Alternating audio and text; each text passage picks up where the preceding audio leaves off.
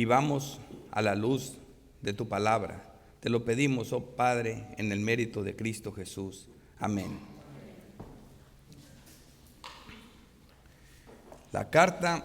La serie de estos mensajes es Carta de Cristo a las iglesias, porque todas las cartas, las 7 cartas son dirigidas a todas las iglesias, y eso es a la iglesia universal de Cristo de todos los tiempos. Pero esta carta es dirigida a la iglesia de Pérgamo en el contexto donde se escribió. Voy a tomar lectura, Apocalipsis 2, del 12 al 14 nada más. Dice así la palabra del Señor. Escribe al ángel de la iglesia en Pérgamo. El que tiene la espada aguda de 2 filos dice esto: yo conozco tus obras y dónde moras, donde está el trono de Satanás, pero retienes mi nombre y no has negado mi fe, ni aun en los días en que Antipas, mi testigo fiel, fue muerto entre vosotros, donde mora Satanás. Pero tengo unas pocas cosas contra ti, que tienes ahí a los que retienen la doctrina de Balaam, que enseñaba a Balac a poner tropiezo entre los hijos de Israel, a comer de cosas sacrificadas a los ídolos y a cometer fornicación. Siempre la parte más importante es el regaño, o la parte, el diagnóstico espiritual, la parte que tiene enferma la iglesia, la parte donde la iglesia está fallando. Vimos en el mensaje anterior un contraste con las otras iglesias. La iglesia de Éfeso identificaba perfectamente los falsos profetas. Fue halagada por eso, por tener una pureza doctrinal, porque podía identificarlos por aborrecer a la doctrina de los nicolaítas. Aquí no las aborrecen, aquí las practican. Entonces vemos ese contraste. Dice, pero este no es el caso en Pérgamo, como lo vemos aquí en Apocalipsis 2:2, de esta iglesia dice, y que no puede soportar a los malos. Aquellos no la soportaban y estos sí la soportan. Has probado a los que dicen ser apóstoles, no son, y los has hallado mentirosos. Allá los hallaron mentirosos y aquí no los identificaron. Dice, pero tienes esto, que aborreces a las obras de los nicolaítas. Estos no las aborrecen, sino que las practican. Entonces esto es bien importante, pero tenían otras virtudes, pero tenían otros defectos. Y eso es como vamos a ver el tema. Pero de acuerdo en el contexto de aquí, ¿qué es lo que estamos viendo? Estamos viendo que no hicieron caso a la exhortación de lo que dice la palabra de Dios. Por eso, como texto de apoyo, voy a usar a 1 de Juan 4:1. Este es el mensaje central de la exhortación, lo que esta iglesia no estaba haciendo y por qué cayeron en estas prácticas, de estas doctrinas. En 1 de Juan 4:1 dice, amados, no creáis a todo espíritu, sino probad los espíritus si son de Dios, porque muchos falsos profetas han salido por el mundo. Bien importante poner a prueba los espíritus si son de Dios. Eso fue lo que hizo perfectamente la iglesia de Éfeso, y eso es lo que no está haciendo la iglesia de Pérgamo aquí. Está fallando en estos puntos, no está poniendo a prueba de qué espíritu, cuál es el espíritu en las personas que están predicando el evangelio. Vamos a ver el mensaje en una estructura de 5 puntos, así casi se van dando en las iglesias. Por ejemplo, vamos a ver la descripción de Cristo, que es bien importante para desarrollar el mensaje, el elogio al diagnóstico, y vamos a ver la enfermedad espiritual, cuál es el problema que tienen, la exhortación y por último la promesa. Así que comencemos. La descripción de Cristo. Es bien importante. Cada descripción de Cristo ayuda al punto, al problema de la iglesia o a lo que esta iglesia en particular tiene. Por ejemplo, aquí vemos a Cristo describiéndose. Dice, escribe al ángel de la iglesia en Pérgamo. El que tiene la espada aguda de 2 filos dice esto. Fíjate cómo se describe Cristo. Como uno que tiene una espada aguda. Es una espada que en otros textos dice que sale de su boca, ¿verdad? Una espada aguda de 2 filos. Nada nuevo vemos en la unidad de las escrituras, en el lenguaje de la interpretación preeminente, es decir, la doctrina. Lo vemos en el contexto de la armadura de Dios, como en Efesios 6:17 dice, tomad el yelmo de la salvación y la espada del Espíritu, que es la palabra de Dios. Así que cuando nosotros vemos este personaje, No tenemos problema de identificarlo. ¿Cuál es la característica? Está hablando del poder del evangelio, de las palabras de Cristo que salen de su boca, que lo mismo es olor de vida para vida, lo mismo es olor de muerte para muerte. Y en este punto, eso es lo que esta iglesia debe identificar claramente, que el evangelio tiene esos dos efectos y que hay que tener cuidado. Por eso dice, no creas a todo espíritu, ponte atento a ver de qué espíritu es, porque este mismo evangelio a unos mata, pero a otros da vida. Aquí son las necesidades de mencionar la espada, ya sabiendo que es su palabra. Veamos los dos efectos del evangelio, como en 2 de Corintios 2:15 dice, porque para Dios somos grato olor de Cristo en los que se salvan, y en los que se pierden, a esto ciertamente olor de muerte para muerte. O sea que está bien claro el contexto de lo que es la palabra. Como les dije, ¿cómo vamos a ver el libro de Apocalipsis? ¿Cómo lo interpretamos? Como lo interpreta Cristo y los apóstoles. Y en esta ocasión lo vamos a ver bien claro en varias formas. Por eso amo la doctrina, porque tiene una unidad, una confirmación de las Escrituras. Hebreos 4:12 nos dice así, ya en un texto bien doctrinal, dice, porque la palabra de Dios es viva y eficaz, y más cortante que toda espada de dos filos. Así que ya dejan bien claro la imagen de esa persona. Ninguna interpretación humana de la mente que empiecen con tonterías tiene que ver, no usen eso para nada. Solo lo que la misma Biblia dice de ella. Porque la palabra de Dios es viva y eficaz, y más cortante que toda espada de dos filos, y penetra hasta partir el alma, el espíritu, las coyunturas, los tuétanos, y discernir los pensamientos. Ahí está, poner a prueba que si son los espíritus, disciernan, y las intenciones del corazón. Amados, no creas a todo espíritu, sino probarlos, es lo que estaba haciendo mal esta iglesia. Y concluimos aquí en Apocalipsis como un punto final. En Apocalipsis 19:15 dice que de su boca sale una espada aguda para herir con ella a las naciones.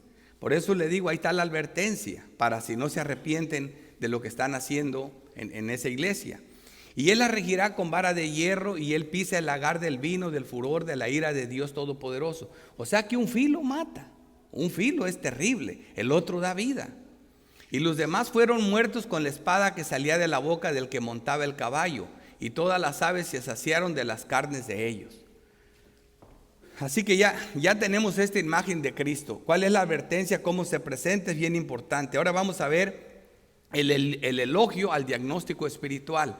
Se le hace un diagnóstico espiritual a la iglesia, el que tiene los ojos, el que penetra todo y ve lo que esta iglesia tiene. Primero va a ser un elogio. Dice, yo conozco tus obras y sé dónde moras. A Dios no le era desconocido el lugar donde esta iglesia estaba. ¿Dónde moras? Dice, donde está el trono de Satanás. Dice, pero retienes mi nombre. Eso era bien importante, por eso era su iglesia. Y no has negado mi fe, ni siquiera en los peores días. Dice, ni aún en los días en que Antipas, mi testigo fiel, fue muerto entre vosotros.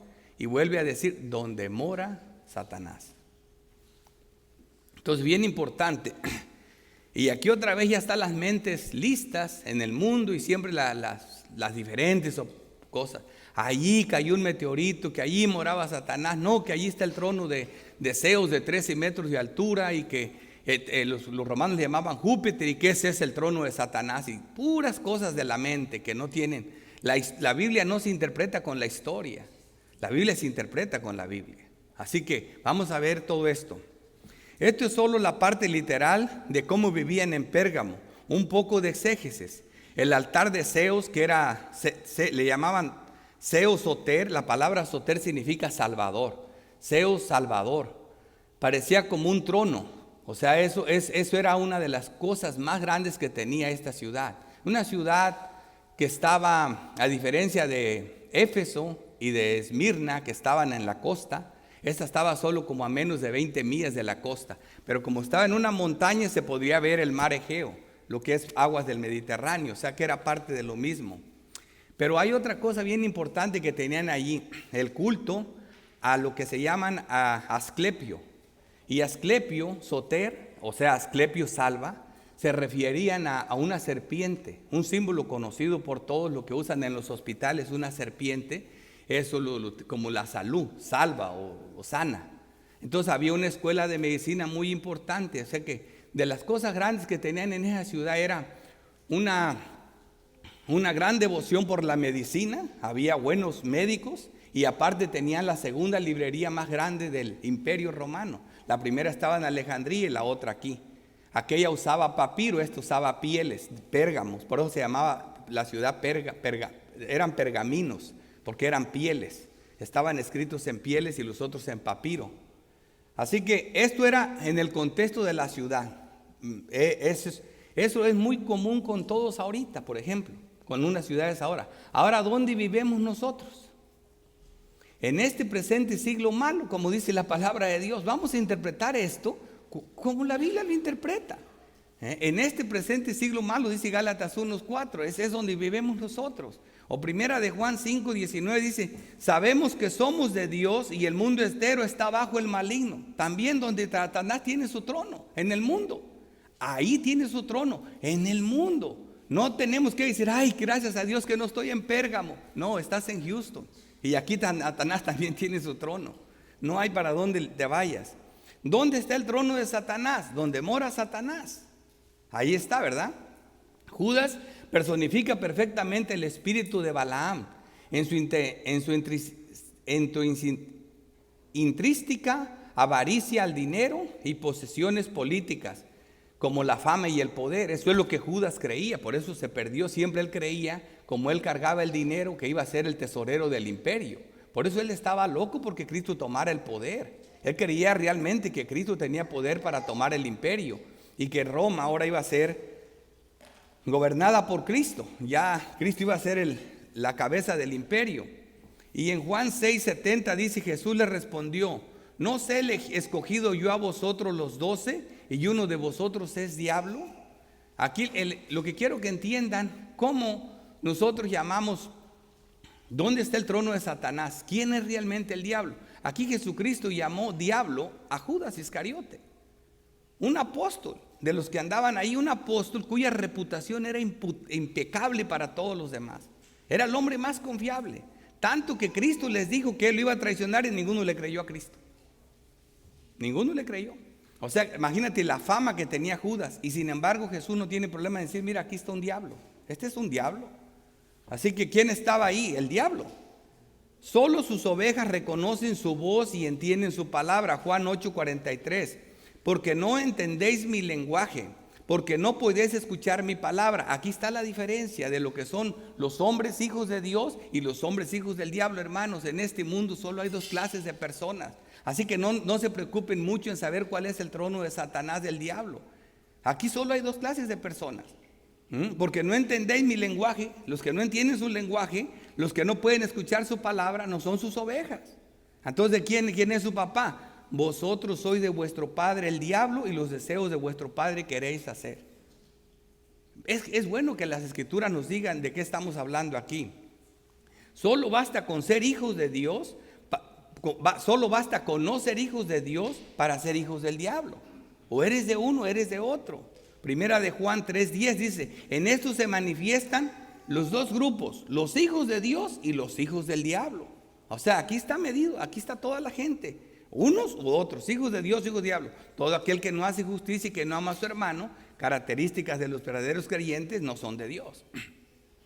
Esto es lo claro. Así que ya no tenemos problemas en decir qué estaba pasando en esa ciudad. Claro, acuérdense que en Esmirna Satanás metió a algunos en la cárcel. Y como les dije en aquella ocasión, ¿a poco el diablo vino y agarró y metió un hombre a la cárcel?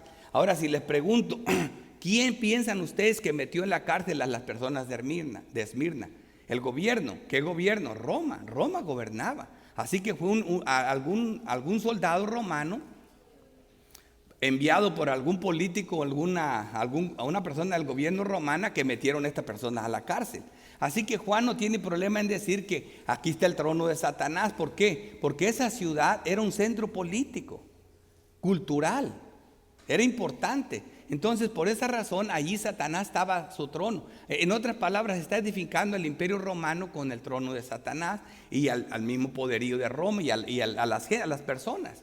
O sea que es lo mismo. Satanás metió a la cárcel a esta persona en Esmirna. No lo hizo el diablo, lo hizo una persona, ¿verdad? Pero como le dijimos, por autoridad del diablo. Es el diablo, la lucha que tenemos es contra demonios, contra principados. Así que quedando claro de qué se trata eso, vamos a pasar al siguiente punto, el tercer encabezado, la enfermedad espiritual. La enfermedad espiritual, de eso nos va a llevar el grueso de nuestro mensaje. Pero tengo unas pocas cosas contra ti. O sea, esa iglesia fiel, esa iglesia que mantenía la fe, aún así estaba siendo minada. ¿Por qué? Porque no podía discernir los espíritus. No entendía que se estaba filtrando una doctrina muy mala en ella. Pero tengo unas pocas cosas contra ti, que tienes ahí a los que retienen la doctrina de Balaam, que enseñaba a Balac a poner tropiezo ante los hijos de Israel, a comer de cosas sacrificadas a los ídolos y a cometer fornicación. Invirtiendo un poco el orden, cuando se lee este texto, a lo más que llegan algunos es a decir que esta iglesia participaba de las reuniones sexuales de los dioses paganos, ofreciendo sacrificios, y así hacen tropezar a la iglesia. Eso es lo que vas a encontrar en cualquiera de los mensajes que se están dando. Y eso es ¿por qué? Porque te están predicando exégesis y no te están predicando las escrituras. Se están yendo a lo que estaba ocurriendo en Pérgamo y se van a los libros de historia, y sí, había mucha religión espiritual, religiosa. Las mujeres se metían con los sacerdotes y todo eso, pero eso ocurría allá. En esta iglesia no precisamente estaban haciendo esto. Cuando hablamos nosotros de la doctrina del Antiguo Testamento, la fornicación que se habla en el Antiguo Testamento, Dios regaña a Israel por fornicar con los egipcios, por fornicar con los asirios.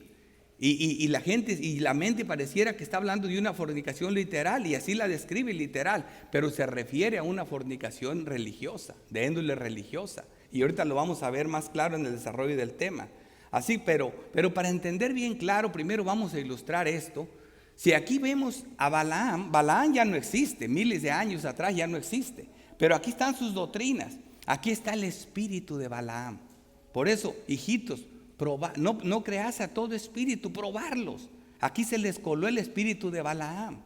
Así que, ¿qué realmente hace una persona que tiene el espíritu de Balaam? ¿Cómo desarrolla cómo filtra sus enseñanzas? Para eso hay que ver primero la ilustración del Antiguo Testamento, pero no vamos a interpretar con el Antiguo Testamento, vamos a ilustrar, vamos a interpretar con la doctrina de este personaje. Así que, acuérdense, en el contexto, el pueblo de Dios acababa de conquistar a los reyes amorreos, a Og y al rey, el rey de Basán, esos reyes gigantes, los acaba de conquistar. Y está frente a Jericó y tiene a sus espaldas allí a lo que es Moab. Entonces este rey se pone lleno de miedo y llama a su vecino, al otro rey, los medianitas, para que se defiendan de Israel, pero aún sabían que era imposible, y si no pudieron los amorreos con ellos, que eran gigantes, no creo que podamos nosotros. Y acudieron a la ayuda de Balaam, que era un hechicero, que era un hombre adivino, que era un hombre poderoso en palabra, que cuando una maldición de él la echaba, seguro ganaban. Y en cuando Balaam los maldizca, son nuestros, y por eso fueron a buscarlo. Y en ese contexto vamos a empezar en Números 22, versículo 18. Y vamos a hacer un recorrido por esas enseñanzas. Números 22, 18. Y Balaam respondió y dijo a los siervos de Balac, llegaron con sus regalos y sus dádivas de adivinación. Dice, y le dice que fuera a maldecir ese pueblo, ¿verdad? Y lee lo que responde. Primero vamos a ver, antes de todo vamos a ver los textos que parece que Balaam era un buen hombre. Primero es bien importante que entendamos esto, que Balaam era un hombre de Dios. ¿Por qué engañó? ¿Por qué? ¿Por qué un falso maestro engaña? Porque se parece mucho al verdadero. Si no, no engañara. Si alguien llegara a la iglesia diciendo yo soy pastor, pero les voy a enseñar a que amen al diablo, lo corren, lo botan inmediatamente. Pero si llega y les predica un sermón de Cristo, pero mete sus herejías, ustedes ni cuenta se van a dar. Así que este hombre parecía un hombre verdadero. Y primero vamos a ver la evidencia de que pareciera ser un hombre de Dios, un profeta de Dios. Fíjate lo que le responde a los hombres que le querían que fuera a maldecir. Les dijo a los siervos de Balaam: aunque Balac me diese su casa llena de plata y oro, no puedo traspasar la palabra de Jehová mi Dios para hacer cosa chica ni grande. Wow, qué hermoso, ¿verdad? Se ve bien. Esto te van a ir convenciendo de él. En el 38 dice: Balaam respondió a Balac: he aquí yo he venido a ti, mas ¿podrá ahora hablar alguna cosa la palabra de Dios? Que Dios pusiera en mi boca, esa hablaré. O sea, al final de cuentas va, pero le dice: solo lo que Dios me diga, eso voy a hablar. Aquí vemos un hombre que hablaba de parte de Dios. Números 23, versículo 5. Y Jehová puso palabra en la boca de Balaam y le dijo: vuelve a Balac y dile así. Y así comienza. Fíjense cómo dice: y Jehová puso palabra en la boca de Balaam. O sea, fíjense, estamos hablando de un hombre falso, pero Jehová puso palabra en su boca. Y fíjate lo que dijo: y él tomó su palabra y dijo, versículo 7: de Harán me trajo Balac, rey de Moab, de los montes del oriente. Ven y maldice a Jacob, y ven, execra a Israel. Dice: ¿por qué maldiciré yo al que Dios no maldijo? ¿Y por qué de execrar al que Jehová no ha execrado? Entonces Balac dijo a Balaam: ¿qué me has hecho? Te he traído para que maldigas a mis enemigos, y he aquí has proferido bendiciones. Este hombre estaba bendiciendo al pueblo de Israel. Él respondió y dijo: ¿no cuidaré de decir lo que Jehová ponga en mi boca?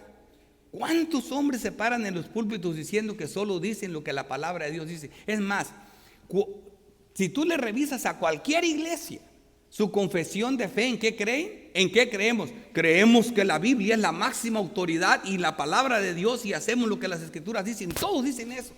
De ahí parten. Y a la mera hora no hacen más de lo que ellos piensan. Y creen en la palabra de Dios, creen en la Biblia, y luego llegan: anoche me habló el Señor y me dijo que hiciéramos esto y esto otro. ¿Dónde está lo que crees en la palabra? ¿Ven? Esa es la diferencia. En el 11 dice: entonces Balac dijo a Balaam: ¿qué me has hecho? Te he traído para que maldigas a mis enemigos, y aquí has proferido bendiciones. Él respondió y dijo: cuidaré de decir lo que Jehová me ponga en mi boca. Y Jehová salió al encuentro de Balaam. Fíjate, Jehová sale al encuentro de Balaam, el 16 de 23, de número 23. Y Jehová salió al encuentro de Balaam y puso palabras en su boca. Sí, hermanos, Dios puso palabras en su boca. Y le dijo: vuelve a Balac y di así. Ahora versículo 24, capítulo 24, versículo 2. Y alzando sus ojos, vio a Israel alojado por sus tribus. Oigan esto: y el Espíritu de Dios vino sobre él. Wow. Sí, y el Espíritu de Dios vino sobre él. Entonces tomó su parábola y dijo Balaam, hijo de Beor, y dijo: el varón de ojos abiertos, dijo lo que oyó los dichos de, dice, el que oyó los dichos de Dios, el que vio la visión del Omnipotente, caído pero abiertos los ojos. Cayó en trance, lo poseyó el Espíritu Santo y comenzó a hablar la palabra de Dios. Para que veas de qué Dios estamos hablando, hermano. Del Dios que lo controla todo, hasta el diablo mismo. Él puede estar por encima de todos. Dijo: el que oyó los dichos de Jehová, el versículo 16, el que sabe la ciencia del Altísimo, el que vio la visión del Omnipotente, caído pero abiertos los ojos. Increíble.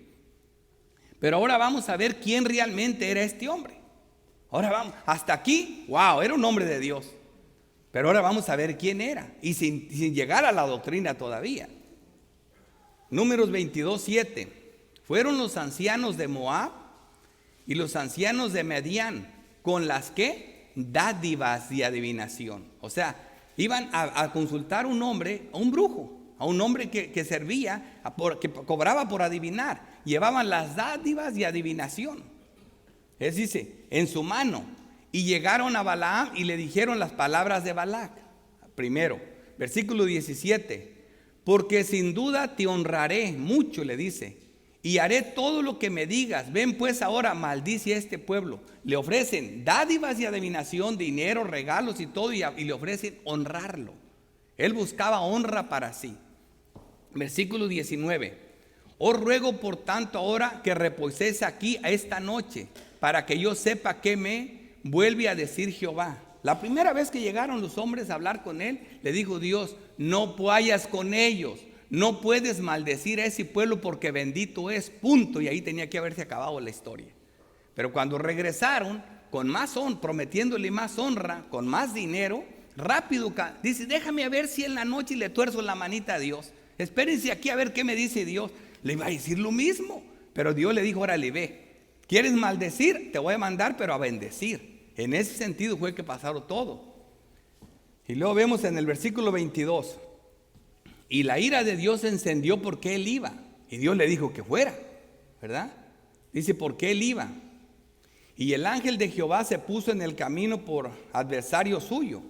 Iba pues él montado sobre una asna y con él 2 criados suyos. Versículo 32. Y el ángel de Jehová le dijo: ¿por qué has azotado tu asna estas 3 veces? He aquí yo he salido para resistirte, porque tu camino es perverso delante de mí. Dios salió a resistirlo porque su camino era perverso. Él estaba obsesionado con la honra y con las dádivas de adivinación.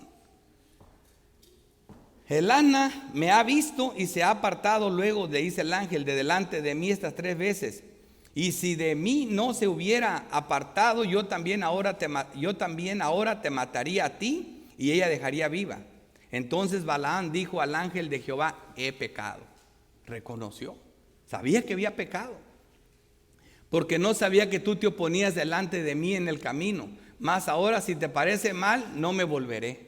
Ya le había dicho eso al principio y seguía insistiendo. Así que ahora ve, versículo 37. Balaam dijo a Balaam: ¿no envié yo a llamarte? ¿Por qué no has venido a mí? ¿No te puedo yo honrarte? Esa es la honra que él buscaba. Y ya en Números 23, versículo 23, dice: porque contra Jacob no hay agüero, ni adivinación contra Israel. Así que, ¿a qué se dedicaba Balaam? A hacer agüeros y adivinación. Y agüero solo aparece 4 veces en la Biblia, 2 en plural y 2 en singular. Y siempre tiene que ver con cosas del diablo, con cosas malas, como lo vamos a ver ahorita. Así que vemos en Números 24, 1 dice: cuando vio Balaam que se parecía bien a Jehová, que él bendiciese a Israel, no fue como la primera vez y segunda vez en busca de ¿qué? De agüero. Él andaba obsesionado con cumplir y ganarse el dinero, sino que puso su rostro hacia el desierto y habló al pueblo, ¿verdad? Veamos qué son estos agüeros. Solo 2 menciones nada más, para que les quede claro, y son las únicas veces que se menciona en la Biblia. Segunda de Reyes 17, 16, dice así: dejaron todos los mandamientos de Jehová, su Dios, e hicieron imágenes fundidas de 2 becerros, y también imágenes de acera, y adoraron a todo el ejército de los cielos, y sirvieron a Baal. Todo desciende de Balaam, y sirvieron a Baal, e hicieron pasar a sus hijos y a sus hijas por fuego, y se dieron adivinaciones y agüeros. ¿Te imaginas las prácticas que este hombre eran? ¿Qué malvadas eran? Para que vean. Eso es lo que fue buscando de ellos, agüero, y terminó bendiciendo. Para que vean lo que Dios hizo, que cuando Dios quiere hasta el diablo le sirve. Pero eso es malo. Y segunda de Crónicas 33, 6 dice: y pasó sus hijos por fuego en el valle del hijo de Hinón, y observaba los tiempos, miraba en agüeros, adivinaciones, horóscopos. Todas estas cosas son malvadas de los demonios. Así que cuando Balaam vio que fracasó en su intento de maldecir a Israel, aconsejó a Balac a darle a Israel en su parte más débil. ¿Cuál es la parte más débil? Si eres un pueblo santo, lo único que puedes hacer es seducirlo a pecar. Y lo hizo usando las mujeres moabitas. Como vio que no pudo con él, le aconsejó eso. Y ahí es donde le dio duro, porque eran unos santos. En Números 25, 1 dice: moraba Israel en Sittim, y el pueblo empezó a fornicar con las hijas de Moab. Y qué desgracia llegó. Dice en el 9, y murieron de aquella mortandad 24,000. Lo que no hizo la maldición, lo hizo el pecado de Israel. Así que para ti no hay agüero, hermano, si eres un santo de Dios. Para ti no tenga, ay, los brujos me embrujaron. A ti no te hacen los agüeros. A ti sabes qué es lo único que te va a hacer. ¿Cuál es tu parte débil? Que peques, que forniques, que caigas en pecado. Ahí sí ten miedo, porque ahí sí te viene la mano del Señor encima. Este pueblo murieron 25,000 personas porque pecaron. 24,000 personas. Aquí vemos la relación de Moisés en el ataque de inmoralidad. Números 31:7. La reacción, perdón. Así como Moisés, sabiendo de dónde vino esta causa, aquí matan a las mujeres y al que hizo el daño. En Números 31:7. Y pelearon contra Madián. Acuérdate que la guerra era contra Moab y Madián. Como Jehová lo mandó a Moisés, y mataron a todo varón. Mataron también entre los muertos de ellos a los reyes de Madián, Evi, Requem, Sur, Ur y Reba. 5 reyes de Madián. También, aquí está nuestro texto, a Balaam, hijo de Beor, mataron a espada. Como causante. Finalmente salió con la suya. Pero no por la forma que él pensaba. Pero sí, pero era sabio. Les dijo, mira, ellos son santos, sedúzcanlos por las mujeres y ahí los agarran. Entonces, si se fijan la relación, esto nos va a servir para nuestro texto. Yo no estoy atrayendo esto nada más por nomás. Estoy buscando el espíritu de Balaam.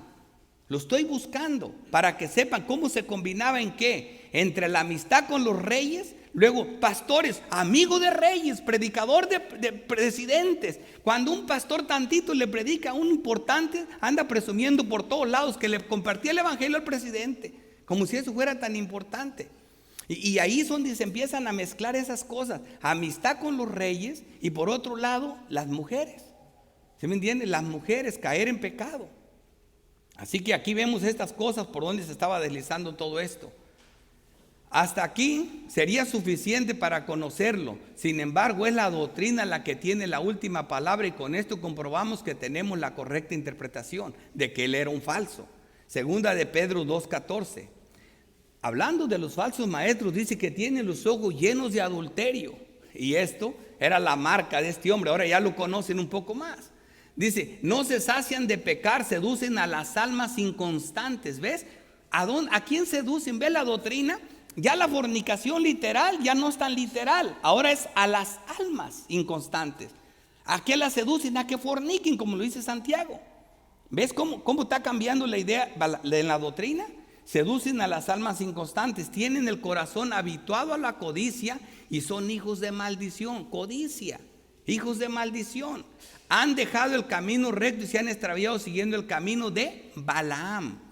¿Será el mismo? Sigue leyendo. Hijo de Beor, el cual amó el premio de la maldad. Amó el premio de la maldad. Ahora ya entiendes que era un falso, sin duda alguna, la doctrina. Y por si fuera poco, la doctrina ve en el adulterio literal algo más perverso y sutil. El adulterio espiritual, Santiago 4:4. Oh almas adúlteras, ¿no sabéis que la amistad del mundo es enemistad contra Dios? ¡Wow! ¿Qué me estás diciendo? ¿Que basta con que ame al mundo más que a las cosas de Dios para cometer fornicación? Eso está diciendo la palabra de Dios. Eso es adulterio. Está acusando a tu alma de cometer fornicación, de adulterar, de cometer adulterio. Es lo que dice, almas adúlteras. ¿Cuándo han visto un alma adulterar ustedes? ¿Verdad? Bueno, cuando una persona creyente prefiere al mundo antes que a Dios, está adulterando un alma. Entonces, ven la doctrina. Así que ¿cómo estamos interpretando el libro de Apocalipsis? Como lo interpreta Cristo y los apóstoles. Así, doctrina. Los que buscan beneficio propio y honra terminarán tropezando y enredándose en todo tipo de placeres carnales como las bestias que solo piensan en los deseos carnales. Y lo vemos en Judas 1, versículo 10. Que estos blasfeman de en cuantas cosas no conocen, refiriéndose a quién, a los mismos falsos maestros. Y en las que por naturaleza conocen, se corrompen como animales irracionales. Hermano, la burra estaba actuando más correctamente que este profeta sabio. Para que veas, cuando uno se corrompe, rebaja al nivel de los animales. Y te ofendería si dijéramos eso, pero es lo que la palabra dice. Estos hombres, no importa sus doctorados, no importa su conocimiento, cuando pierden la palabra actúan peor que una burra. Muda de carga, por si no les gusta. Porque eso es lo que dice la palabra y eso dice la doctrina. Se corrompen como animales irracionales. O sea que la burra fue más sabia porque ella sí vio a Dios y el profeta no lo miraba. Hay de ellos porque han seguido el camino de Caín y se lanzaron por lucro en el error de Balaam. Es el mismo error de Judas Iscariote. Estos son manchas en vuestros agapes que comiendo impúdicamente con vosotros se apacientan a sí mismos, solo buscan sus intereses personales. Nubes sin agua, llevados por acá para allá por los vientos, por todo tipo de doctrinas. Árboles otoñales sin frutos, 2 veces muertos y desarraigados. Falsos, sin duda. Así que resumiendo de las doctrinas de Balaam, hasta aquí estas doctrinas de Balaam podemos claramente ver cómo Satanás lleva a cabo su obra en la tierra, combinando estos dos poderes, el gobierno y el de la falsa religión. Estoy haciendo un resumen de lo que vimos. Estamos lo viendo bien en este sentido, así como lo digo, convirtiendo así a la iglesia en una sociedad sacralista. ¿Qué es una sociedad sacralista? Es cuando se combina el Estado y la religión, como ocurría en esos tiempos. La religión y el Estado, es esa combinación. En otras palabras, es la bestia y la mujer montada arriba de la bestia. La bestia y la mujer que la monta. Babilonia religiosa y Babilonia económica, política y cultural. Una está en el 17 y una en el 18 de Apocalipsis, que ya lo veremos en su tiempo. Así que lo que estamos viendo aquí, eso era lo que estaba en Pérgamo y eso es lo que sigue estando ahora en las iglesias. Eso es lo que estaba ahí. Las doctrinas de Balaam tienen que ver con esto. Con hombres que solo llevan a las personas a la fama, al crecimiento, a ver en el mundo lo mejor, a toda esa devoción por el gobierno, por todas esas cosas. Eso no tiene sentido y se estaba filtrando allí. Versículo 15 dice: y también tienen a los que retienen la doctrina de los nicolaitas, las que yo aborrezco. Esa ya la vimos. ¿Qué vimos? ¿Quiénes son estos nicolaitas? Vimos que era una secta gnóstica de aquellos primeros siglos que creían que el cuerpo realmente era la parte mala, pero que el alma era buena, que lo que hicieras con el cuerpo no había problema, que al final de cuentas se iba a desintegrar, y eso les facilitaba que cometieran fornicación literal, ¿verdad? Eso era un grupo de eso. En otras palabras, encajan perfectamente con el grupo de Caín, en las doctrinas antropocéntricas centradas en el hombre. Los hombres que destronan a Dios para ponerse ellos en su trono, los nicolaitas. Eso era lo que estaba pasando en esa iglesia y lo que sigue pasando muchas veces en el mundo. Que tanto Caín como los nicolaitas eran unos amadores de sí mismos, carnales, buscaban adorar a su manera y conveniencia y enseñaban a hacer lo que Dios no mandó. Esas son las doctrinas que se estaban dando allí. Las doctrinas centradas en los hombres, como lo dice Judas 1:17. Pero vosotros, amados, tened memoria de las palabras que antes fueran dichas por los apóstoles de nuestro Señor Jesucristo, los que os decían: en el postrero tiempo habrá burladores que andarán según sus malvados deseos. Estos son los que causan divisiones, los sensuales que no tienen el espíritu. Causan divisiones, son sensuales, siempre están buscando el placer de la carne. Y eso es lo que estaba pasando en la iglesia. Eso es lo que Cristo vio de esa iglesia y la exhorta. Así que aquí vamos a ver la exhortación. En la exhortación le dice: por tanto, arrepiéntete, pues si no vendré a ti pronto y pelearé contra ellos con la espada de mi boca. Y ahora, ya teniendo bien claro lo que las escrituras dicen acerca de Cristo con la espada de su boca, veamos algo más profundo, tanto de Cristo como de la doctrina, acerca de esa espada, acerca del evangelio, que a unos da vida y a otros mata. Por ejemplo, Mateo 21:42 dice que Jesús les dijo: ¿nunca leíste las escrituras? La piedra que desecharon los edificadores ha venido a ser cabeza del ángulo. El Señor ha dicho esto, y es cosa maravillosa a nuestros ojos. Por tanto os digo que el reino de Dios será quitado de vosotros y se hará dado a gente que produzca los frutos del reino, de él. Vea el 24. El que cayera sobre esta piedra será quebrantado. Ahí está un filo de la espada. El que cayera sobre esta piedra será quebrantado, y la roca, la piedra es Cristo. Dice, y sobre quien ella cayera, lo desmenuzará. Ahí está el otro filo de la espada. Tal como lo vimos. Ya no tenemos problemas en identificarlo. ¿Cómo estamos identificando el Apocalipsis? Como lo interpretó Cristo y ahora los apóstoles. Romanos 9:32.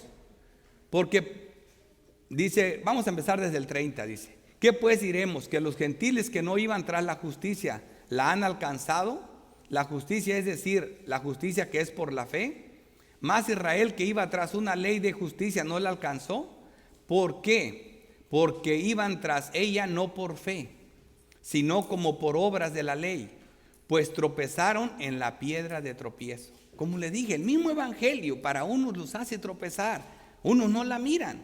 Dice, como está escrito, he aquí pongo en Sión piedra de tropiezo y roca de caída, y que creyera en él no será avergonzado. El mismo evangelio. Así que aquí ya nos quedó claro esto. Estamos viendo aquí esto como la exhortación, poner cuidado a la bendita palabra de Dios. Por tanto, arrepiéntete, pues si no vendré a ti pronto y pelearé contra ella con la espada de la boca. Espada de mi boca. Esa es la espada que sí discierne. Es la espada que no se le cuela ni las doctrinas de Balaán, ni las de los Nicolaitas, ni las de Jezabel, que vamos a ver en el próximo mensaje. Así que esa espada es la que puede discernir y penetra hasta adentro. Qué hermosa es la Biblia, ella solita va dando todo. Vemos ahora el último punto, la promesa. La promesa, versículo 17. El que tiene oído oiga lo que el Espíritu dice a la iglesia. Al que venciere daría a comer del maná escondido. Una cosa, la otra. Y le daría una piedrecita blanca, y en la piedrecita escrito un nombre nuevo, el cual ninguno conoce sino aquel que lo recibe. Lo primero que vamos a ver, ¿cuál es ese maná escondido? ¿Y cómo lo vamos a saber? Como lo interpreta Cristo y los apóstoles. No desuniendo lo que Dios ha unido, entendiendo la doctrina. La Biblia se interpreta sola. ¿Cuál es el maná escondido? Porque dice que está escondido. Y no le vamos a dar oportunidad a tu mente. No, la Biblia se interpreta sola. Y todo está, vamos a empezar en Juan 6, versículo 30. Acuérdense, en Juan 6 Jesucristo hizo una señal. Juan dice que Jesús hizo muchas otras señales o milagros. Dice, yo solo narro 7. Y estas las narro para que crean y para que creyendo tengan vida en su nombre. Y aquí está una de ellas. Aquí una de las más espectaculares, alimentando a 5,000 personas con unos pocos panes y peces. Y después que comieron, andaban las multitudes detrás de Cristo. Y solo bastó que Cristo se volteara y les predicara el evangelio para que corrieran todos. Porque le dice Cristo, ustedes andan aquí porque comieron a llenarse. No entendieron la señal y no la entendieron. Miren lo que dice Juan 6:30. Le dijeron entonces, ¿qué señal pues haces tú para que veamos y te creamos? Ya la hizo y no le creyeron. Les dio de comer. Dice, ¿qué obra haces? Nuestros padres, dice, comieron el maná en el desierto, como está escrito, pan del cielo les dio a comer. Este es el maná escondido. Estaba escondido, ellos no lo miraron, pero ahorita sí tú y yo lo vamos a ver. Dice, y Jesús les dijo, de cierto os digo, ¿no os dio Moisés el pan del cielo? Ese es el maná escondido. Mas mi Padre os da el verdadero pan del cielo. Aquel está escondido y este ya le quito el velo. ¿Qué te dije? El Nuevo Testamento interpretando al Antiguo Testamento. Allá está escondido, aquí le vamos a quitar el velo. Acá está el verdadero y soy yo, les dice Cristo. Porque el pan de Dios es aquel que descendió del cielo y da vida al mundo. Le dijeron, Señor, danos siempre este pan. Y fíjate lo que les dice. Jesús les dijo, yo soy el pan de vida. Así que aquí está el verdadero maná escondido. Aquí está ese maná escondido. Era Cristo. Yo soy el pan de vida, dice. El que a mí viene nunca tendrá hambre, y el que en mí cree no tendrá sed jamás. Aquí tengan esto presente. Está hablando ya de una comida completa. ¿Tú puedes vivir solo comiendo? No, si no tomas agua te mueres. Y si tomas solo líquido y no comes te mueres. Así que Cristo es el alimento perfecto para el alma. E incluye 2 cosas, comida y bebida. Y eso se resume en Cristo. Él es tanto el maná como la bebida espiritual que a vida permanece. Versículo 53, Jesús le dijo, de cierto os digo, si no coméis la carne del Hijo del Hombre y bebéis su sangre, no tenéis vida en vosotros. para que vean por qué sigue escondido para el pueblo de Israel este maná. Y luego les dice en el 54, el que come mi carne y bebe mi sangre tiene vida eterna y yo lo resucitaré en el día postrero. En el 56, el que come mi carne y bebe mi sangre, en mí permanece y yo en él, unión con el Padre. 58, este es el pan que descendió del cielo, el verdadero, no como vuestros padres que comieron el maná y murieron. El que come de este pan vivirá eternamente, este no muere. 60, al oír muchos de sus discípulos dijeron, dura es esta palabra, ¿quién la puede oír? Sabiendo Jesús en sí mismo que sus discípulos murmuraban de esto, les dijo, ¿esto os ofende? Aquí viene la doctrina. Aquí el verdadero maná y aquí la doctrina. Hasta aquí ya Jesucristo les dice que Él es el verdadero pan del cielo, ¿verdad? Así que aquí Cristo está interpretando un poco del maná escondido. ¿Cómo interpretamos el Apocalipsis? ¿Cuál es el maná escondido? Primero, como lo interpretó Cristo. ¿Qué dice Cristo? Yo soy el maná. Yo soy el verdadero pan. ¿Y qué más? Y los apóstoles. Ahora vamos a ver la interpretación doctrinal. Versículo 63. Dice Cristo, ya que no lo entienden, se los voy a explicar. Voy a entrar a la doctrina, a la que van a llegar después por medio del Espíritu Santo. 63. El Espíritu es el que da vida y la carne para nada aprovecha. Las palabras que yo os he hablado son espíritu y son vida. Ese es el maná escondido, el verdadero espíritu y vida. Wow, ¿ves? Ella sola nos lleva ahí. Así que ¿cuál es el maná escondido? Son espíritu y son vida. ¿Qué necesita un hombre para nacer de nuevo? Para venir al cielo. Le dice, lee la pregunta de Nicodemo. ¿Qué le dice Cristo? Tienes que nacer de nuevo. ¿Cómo nace un hombre de nuevo? En espíritu. Que venga el Espíritu a morar dentro de él. Por eso dice, las palabras que yo he dicho son espíritu y son vida. O sea que la vida está en el Espíritu Santo. Y la sangre de Cristo, hermanos, es la que regenera, la que limpia, la que purifica, para que el hombre pueda nacer de nuevo. Así que aquí está. Eso es lo que está hablando. ¿Cuál es el maná escondido? El nuevo nacimiento, la regeneración. Esto es, y todo está en Cristo Jesús, porque fuera de Él no hay salvación. Esta es la doctrina y esto está en Apocalipsis. Pero si lo separas del Evangelio y de la doctrina, nunca lo vas a saber. Podrás inventar cualquier cosa, pero no la verdadera interpretación. Esta es la única que tiene, la que ella sola da. Y luego dice aquí,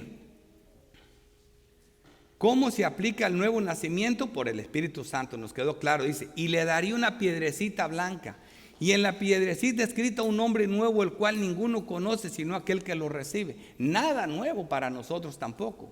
¿Cuál es ese nombre nuevo? Bueno, en el antiguo pacto vemos que Dios promete un nombre nuevo. Isaías 56:4. Isaías 53:4 dice, porque así ha dicho Jehová, a los eunucos que guardaban mis días de reposo. Nada más miserable que un hombre eunuco, imagínate. Ustedes saben lo que eso significa. Sin embargo, fíjate lo que Dios les dice. También para ellos había esperanza. Dice, que guardaban mis días de reposo y escogen lo que yo quiero. Y dice, y abracen mi pacto. Yo les daré lugar en mi casa, dentro de mis muros, y nombre mejor que el de hijos e hijas. O sea, algo más grande que simplemente se privaron, que el hombre los privó al castrarlos, que no podían tener hijos ni hijas. Dice, nombre perpetuo les daré, que nunca perecerá.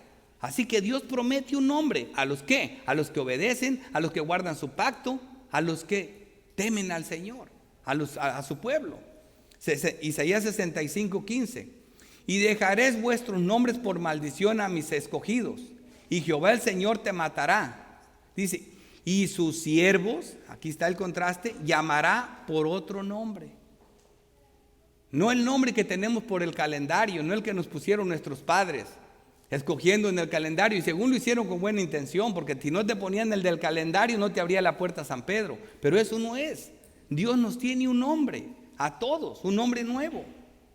Dice, nuestro nombre está escrito en el libro de la vida, tal como Cristo lo prometió en Lucas 10:20. Esto es algo glorioso, esta promesa que se le hace al pueblo de Dios. Aquí estos hombres vienen contentos y gozosos de que los demonios se sujetaban en su nombre, que sanaban enfermos, que hicieron milagros, que revivían muertos, que hicieron todo tipo de milagros. Y llegan felices. Y Jesucristo les contesta en el versículo 20, pero no regocijéis de que los espíritus se os sujetan. Hay algo más grande y más glorioso en el que se pueden regocijar. Si no, regocijaos de que vuestros nombres están escritos en los cielos. Dios tiene esos nombres en el cielo, y ese es el nombre que estamos hablando. Y llegando finalmente aquí a la doctrina, dice Apocalipsis 3:5: el que venciere será vestido de vestiduras blancas, o sea, con la justicia de Cristo, y no borrará su nombre del libro de la vida, y confesaré su nombre delante de mi Padre y delante de sus ángeles. Seremos llamados por un nuevo nombre. Así que esa promesa es para los creyentes. Y se comporta el ciclo de qué, de como le dijimos, de cuando empezamos hasta ¿qué estamos viendo aquí? 7 paralelos progresivos que están narrando la historia de la iglesia desde sus inicios hasta que estén en la presencia de Dios, en la guerra que va a enfrentar por el mundo. Vemos a la iglesia cuando fue formada en Pérgamo, y acá la vemos llegando al cielo ya, recibiendo la promesa de su nombre nuevo y del maná escondido. 3 aplicaciones nada más. Primera aplicación: todo verdadero creyente vive en la ciudad, entre paréntesis, mundo, donde mora Satanás. Creo que nos quedó claro. Ya que nosotros no pertenecemos a este mundo, somos extranjeros y peregrinos de este sistema mundo. Juan 17:14 dice: yo les he dado tu palabra, y el mundo los aborrece, porque no son del mundo. Los verdaderos creyentes no pertenecen ni se acoplan a este mundo, porque no son del mundo, como tampoco yo soy del mundo. Nuestro reino es de este mundo, y tampoco nosotros pertenecemos a este mundo. No ruego que los quites del mundo, sino que los guardes del mal. Es una oración sacerdotal de Cristo antes de ser crucificado. Dice: no son del mundo, como tampoco yo soy del mundo. Así que eso es lo que somos nosotros. Esto es algo que vimos en la iglesia, ¿verdad? Entonces esto es algo que estamos viendo nosotros como una enseñanza de lo que vimos. Y primera de Pedro 2:11 dice: amados, yo ruego como a extranjeros y peregrinos. Esa es la realidad de los creyentes. Extranjeros y peregrinos, que os sostengáis de los deseos carnales que batallan contra el alma. Que no caigamos para que el alma de nosotros no sea una adúltera, una fornicaria. Así que esto es bien importante aplicar a la iglesia de esta manera. Y ustedes están viendo qué hermoso es cuando la Biblia se interpreta solo, hermano. Y así podemos confiar en lo que ella dice. Dios está diciendo que nos va a dar un nombre nuevo, nos lo va a dar. Si Dios está diciendo que vamos a ver el maná escondido, lo vamos a ver. Y vamos a estar ahí. O sea, esa es una promesa hermosa. Y eso es lo que estamos viendo aquí en estos mensajes. Veamos una segunda aplicación. Cristo les dijo a los líderes religiosos del pueblo de Israel, o sea, el pueblo de Dios, que eran hijos del diablo. Cuando Cristo les dice eso en Juan 8:44, hermanos, no se lo está diciendo a pecadores ni a borrachos. Se lo está diciendo a los líderes religiosos, a las personas supuestamente más santas y más sabias del mundo entonces, a la única religión que había. Cristo les está llamando. Y realmente tanto Anás como Caifás eran unos demonios, los sumos sacerdotes. Así que no se extrañe, hay que tener cuidado. No porque una persona diga, porque siempre yo oigo comentarios de muchos creyentes: ay, mataron hermanos en África, mataron a todo mundo, para ustedes es su hermano. Ay, que mataron hermanos acá, que mataron. Sí, es que religiosos, todo mundo es religioso, hermano. El diablo es religioso. Tenemos en el ADN de adorar, somos seres adoradores. Caín era del maligno, también estaba adorando, erróneamente, pero estaba adorando, igual que Abel. O sea, no es extrañar. Por eso dice: hijitos, pongan a prueba a los espíritus, probarlos a los espíritus, porque por donde quiera hay falsos, y siempre están en las iglesias. Cristo le dijo, así que ¿a quién le dirigió estas palabras de Juan 8? Dice: ¿por qué? ¿Por qué? Si eran los líderes, Señor, ¿ya te fijaste quiénes son? Son los sacerdotes, son los hombres importantes, son los escribas, son los hombres de ley. Dice, pero tenían un problema, dice: porque no entendéis mi lenguaje. O sea, estás demostrando que no eres mi oveja, porque mis ovejas me entienden. Dice: porque no podéis escuchar mi palabra. Y dice Cristo que sus ovejas escuchan su voz y la siguen. Estos no lo seguían ni lo entendían. Entonces, ¿quién son hijos? Vosotros sois de vuestro padre el diablo, y los deseos de vuestro padre queréis hacer. Querían matar a Dios encarnado. Así que esto es las doctrinas de Balaam, hermanos. Probar los espíritus. ¿Por qué tus hombres son importantes? Porque siempre tenemos, pero ya viste, tiene 3 doctorados. ¡Wow! No te emociones con los doctorados. No, emocionate cuando predique, así sea el hombre más humilde y más sencillo del mundo, como lo hemos visto aquí en este púlpito. Solamente que vaya por la palabra. Tú eres una oveja de Cristo, solo escucha la voz de Cristo y no le crees a ninguno. Primera de Timoteo 4:1 dice: pero el Espíritu dice claramente que en los postreros tiempos algunos apostatarán de la fe, escuchando a espíritus engañadores y a doctrinas de demonios. Así se les llama, doctrinas de demonios. Y esas eran las doctrinas de Balaam, las doctrinas de los Nicolaitas. Y por último, tercera aplicación: si tu nombre no está escrito en el libro del Cordero, terminarás en el reino de la bestia. Apocalipsis 3:7 dice: y se le permitió hacer guerra contra los santos y vencerlos. También se le dio autoridad sobre toda tribu, pueblo, lengua y nación. El 8 dice: y la adoraron todos los moradores de la tierra cuyos nombres no están escritos en el libro de la vida del Cordero, que fue inmolado desde el principio del mundo. Si los nombres no están escritos, están bajo el reino de la bestia. Solo hay 2 reyes: o Satanás o la bestia, o el anticristo, o el diablo. Así que con todo el corazón hacemos el llamado a las personas. Y me llama la atención cuando oigo personas que me dicen: yo quiero estar en una iglesia que se predique la palabra de Dios. Y se nos hace una carga no hablar nuestras palabras, no comentar nuestros dichos, sino predicar la palabra de Dios, que la Biblia se interprete con la Biblia y que Dios nos guarde por cualquier falta. Oremos. Padre Santo, Dios Todopoderoso, Creador del cielo y de la tierra, te damos gracias, Santo Dios, porque Tú eres el que hablas por nosotros por medio de tu Espíritu. Yo solo te pido perdón por los errores, Señor, porque para estas cosas nadie es suficiente, y lo malo que hacemos es lo que portamos nosotros, Señor. Te ruego tengas compasión de nosotros, que somos carne, y perdones nuestros pecados. Te damos gracias por tu palabra, por lo que haces en tu Espíritu, por esa bendita palabra que está escrita, Señor, a la cual tus ovejas ponen atención. Te ruego que los edifiques en ella y los llenes de gozo, y que la reciban como carta del cielo. Te lo pido, Padre, en Cristo Jesús. Amén.